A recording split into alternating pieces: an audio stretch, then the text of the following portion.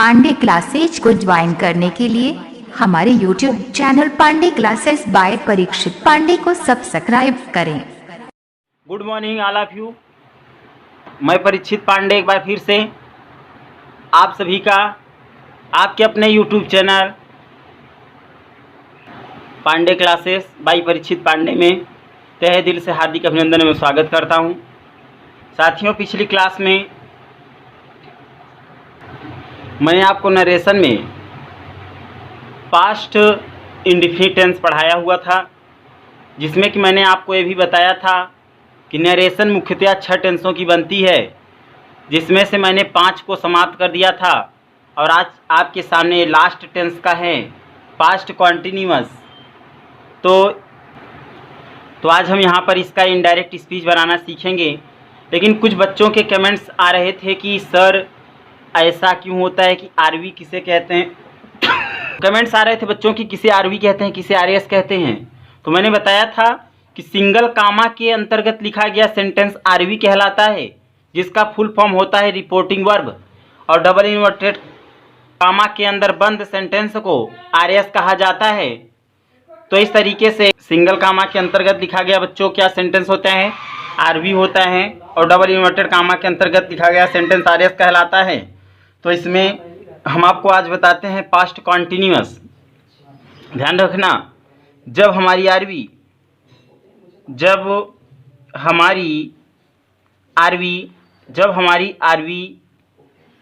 Past के किसी भी टेंस में हो, पास्ट के किसी भी टेंस में हो, पास्ट के किसी भी टेंस में हो, जब हमारी आरवी पास्ट के किसी भी टेंस में हो और आरएस का सेंटेंस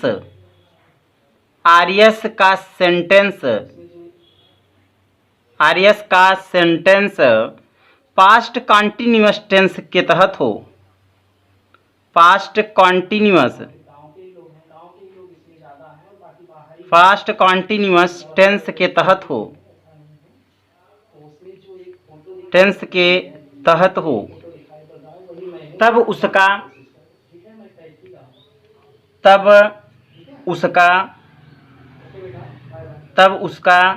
इनडायरेक्ट बनाते समय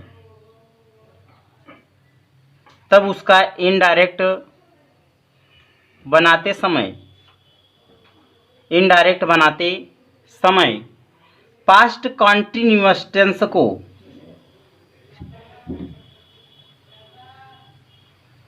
पास्ट कॉन्टिन्यूअस टेंस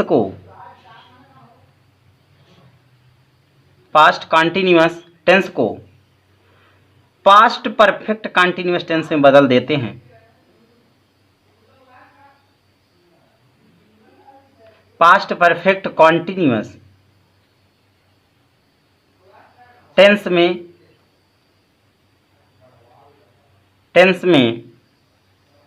बदल देते हैं,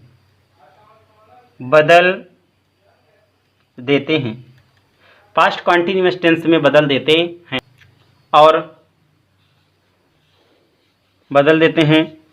और कनेक्टिंग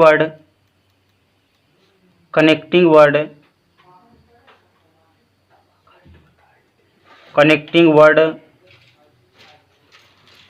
दैट का प्रयोग करते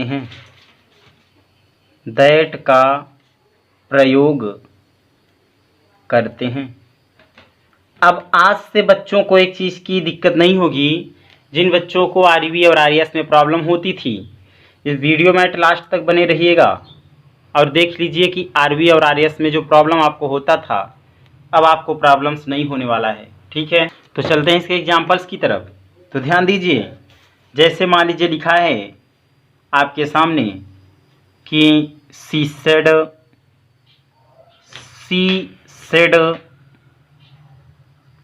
कामा double inverted comma he was doing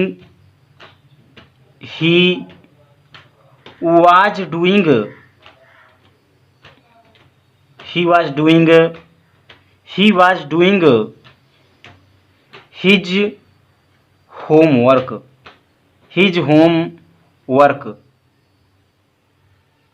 अब ध्यान दीजिएगा इस बात को।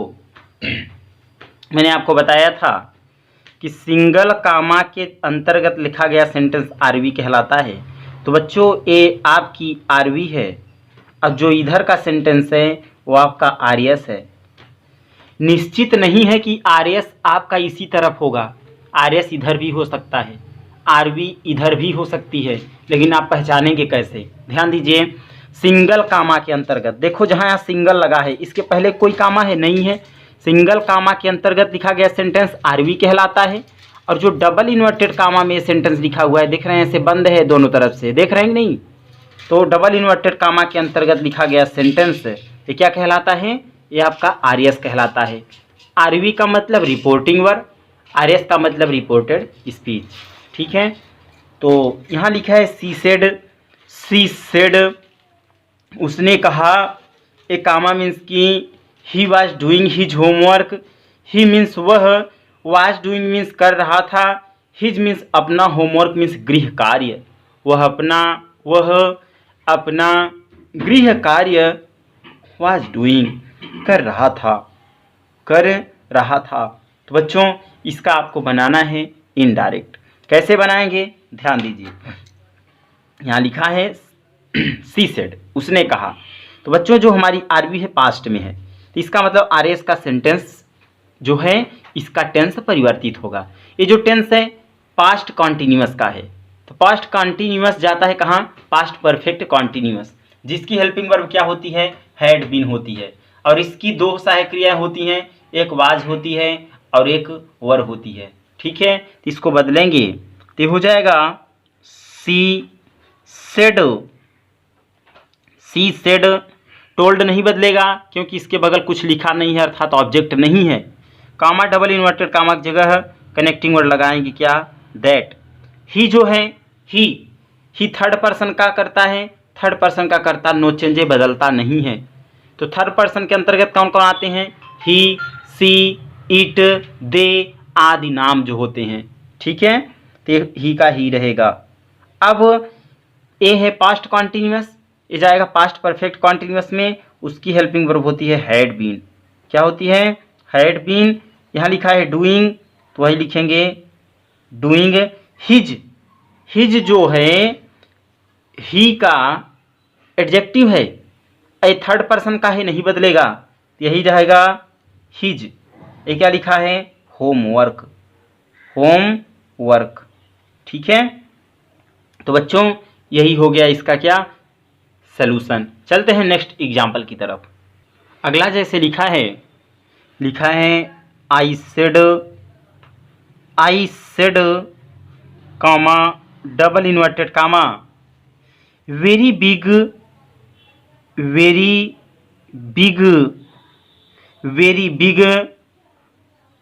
Hello stone, very big hailstones are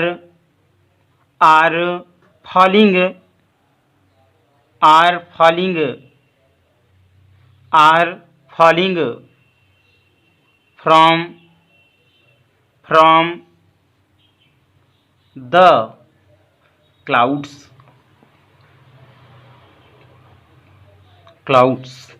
ठीक है बच्चों, तो आप देख रहे हैं कि सिंगल कामा के अंतर्गत लिखा गया सेंटेंस आरवी है, डबल इन्वर्टेड कामा में देखो इधर भी बंद और इधर भी बंद है, ये सेंटेंस आरएस है। ठीक है, अब हम किस बात का ध्यान देंगे?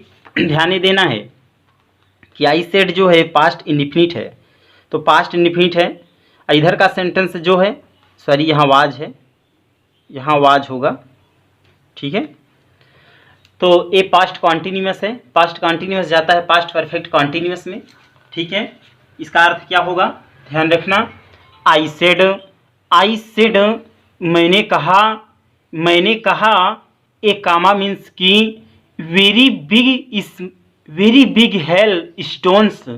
वेरी बिग मीन्स बहुत बड़े, हेल स्टोन्स मतलब ओले, बहुत बड़े ओले वाच फॉलिंग गिर रहे थे, फ्रॉम मीन्स से, द क्लाउड्स मीन्स बादलों, मतलब बहुत बड़े ओले बादलों से गिर रहे थे। ठीक है, तो इसे करेंगे क्या? इसका इनडायरेक्ट स्पीच बनाएंगे। तो हो जाएगा बच्चा आई, ये जो सेड है टोल्ड में नहीं बदलेगा क्योंकि इसके बगल ऑब्जेक्ट नहीं है, तो हो जाएगा I said. Comma double inverted comma की जगह कनेक्टिंग वर्ड क्या लगाएंगे, दैट लगाएंगे। यहाँ लिखा है कि वेरी बिग हेल स्टोन्स, तो ये जो वेरी बिग हेल स्टोन्स है पूरा ये सब्जेक्ट का कार्य कर रहा है और ये थर्ड पर्सन का है, इसमें कोई परिवर्तन नहीं होगा, तो यही आप लिख लेंगे very big, very big hail stones, hail stones. और बच्चों यहाँ पे वाज है, ये जो वाज है पास्ट कॉन्टिन्यूअस है, पास्ट कॉन्टिन्यूअस चला जाएगा पास्ट परफेक्ट कॉन्टिन्यूअस में, उसकी एक ही सहायक क्रिया होती है, कर्ता चाहे एक वचन का हो या बहुवचन का, हैड बीन। यहाँ लिखा है फॉलिंग, फॉलिंग फ्रॉम, क्या लिखा है, from the clouds, from the clouds. ठीक है बच्चों, तो ये रहा अगला एग्जाम्पल्स। चलते हैं अगले एग्जाम्पल्स की तरफ।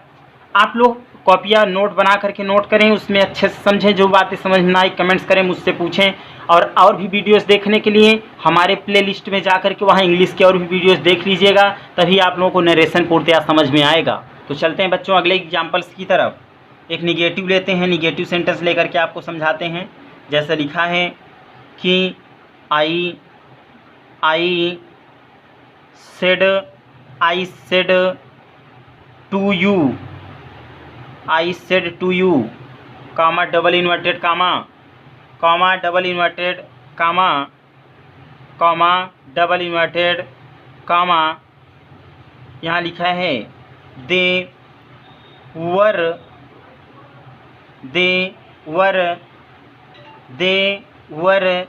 शिवरिंग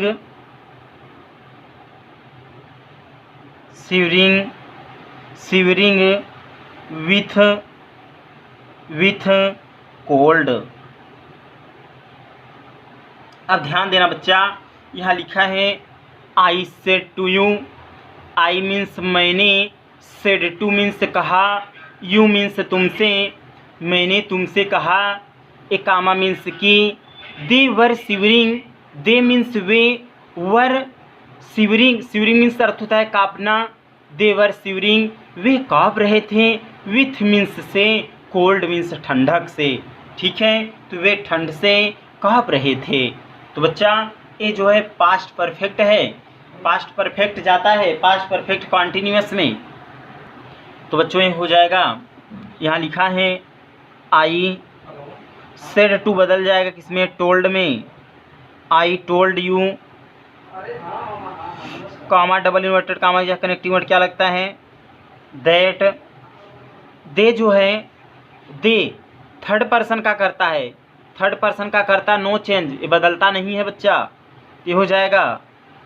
इसको निगेटिव मैं लेना चाहता था, यहाँ नॉट लिख दें, ठीक है, यहाँ निगेटिव है यहाँ पे, तो ध्यान देना, मतलब वे ठंडक से नहीं कांप रहे थे। इसका दे जो है थर्ड पर्सन है, थर्ड पर्सन का करता, नो चेंज, ये हो जाएगा दे। अब बच्चा यहाँ वर है, वर ये है पास्ट कॉन्टिन्यूअस, पास्ट कॉन्टिन्यूअस जाता है पास्ट परफेक्ट कॉन्टिन्यूअस में, उसी सहायक क्रिया हैड बीन होती है, तो हैड और बीन के बीच में नॉट रहता है, had not been shivering, shivering. अब यहाँ लिखा है विथ, तो आगे की ओर जो लिखा है वही लिख देंगे, विथ कोल्ड। ठीक है बच्चों, तो ये आपका नेक्स्ट एग्जाम्पल ये भी हो गया। अब आपको इसमें एक एग्जाम्पल मैं और करा देता हूँ। फिर जैसे लिखा है कि Ravi said to me, Ravi said to me, comma double inverted comma, peacocks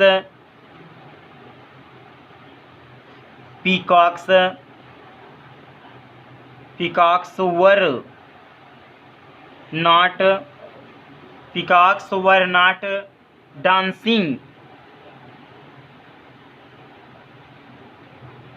dancing in the ground,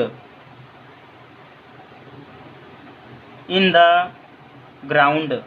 अब ध्यान रखना कि इसका बनाना है आपको इनडायरेक्ट।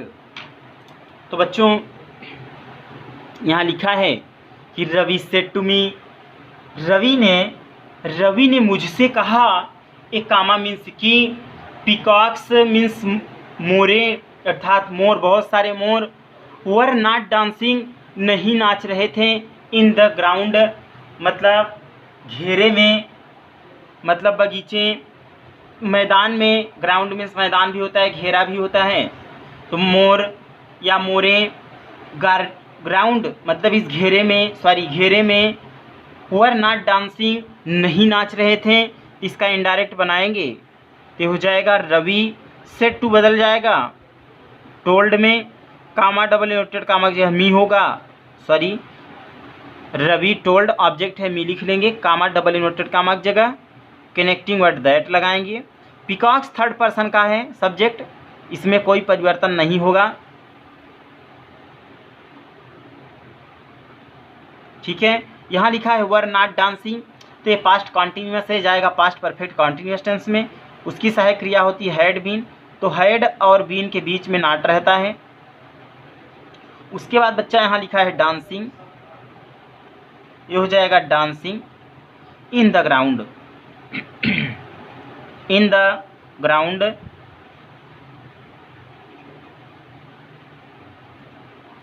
समझ पाए बच्चों आप लोग? तो आज की क्लास में बस इतना ही। नेक्स्ट क्लास में आप लोगों से मिलूँगा अदर रूल लेकर के।